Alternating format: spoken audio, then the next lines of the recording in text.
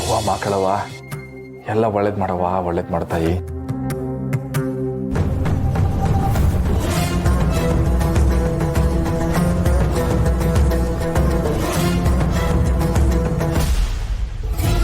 Sushila, note ಮೇಲೆ ಬರ್ಕೊಟ್ಟು ಒಂದು ರಾತ್ರಿ ಕಳೆದಾಗಲೇ ಹಗಲು ಆಗೋಯ್ತು.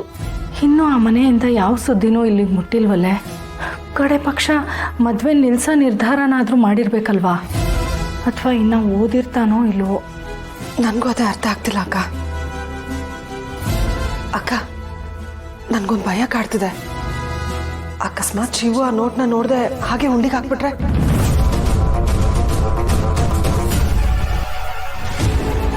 ಈಗ ಅತ್ತೆ ಕೊಟ್ಟಿರೋ ಕಾಣಿಕೆ ಹಾಕಮ್ಮ.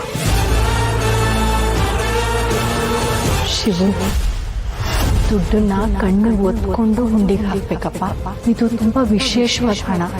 ಅಯ್ಯೋ ಪಾರು, ಅತ್ತೆ ಕಾಣಿಕೆ ಹಾಕ್ಬೇಕಾದ್ರೆ ತಪ್ಪದೆ ಕಣ್ಗೋತ್ಕೊಂಡು ಹಾಕ್ಬೇಕು ಅಂದಿದ್ರು.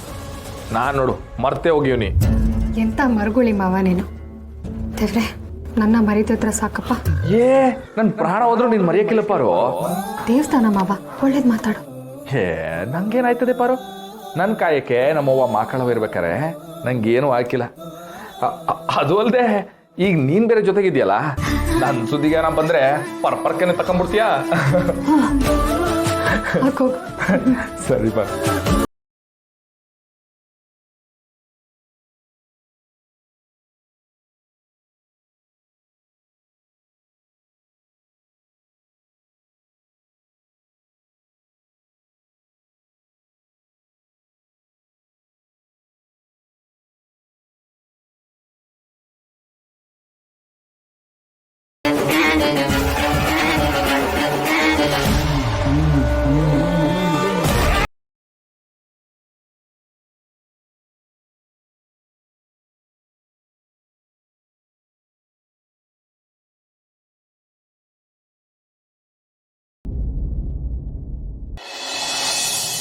ನೋಟ್ ಮೇಲೆ ಬರ್ದಿರೋದನ್ನ ಓದ್ಬಿಟ್ಟು ಏನಾದರೂ ಹುಂಡಿಗೆ ಹಾಕಿದ್ರೆ ಆ ಅನಾಹುತನ ಆ ಮಕ್ಕಳಮ್ಮನೆ ತಪ್ಪಿಸ್ತಾಳೆ.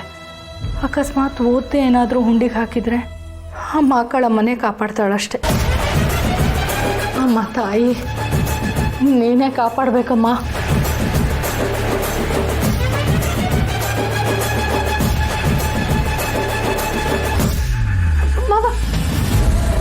ಏನಾಯ್ತು ಪಾರು? ಆ ನೋಟ್ ಮೇಲೇನೋ ಬರ್ದಿತ್ತು ಮಾವ.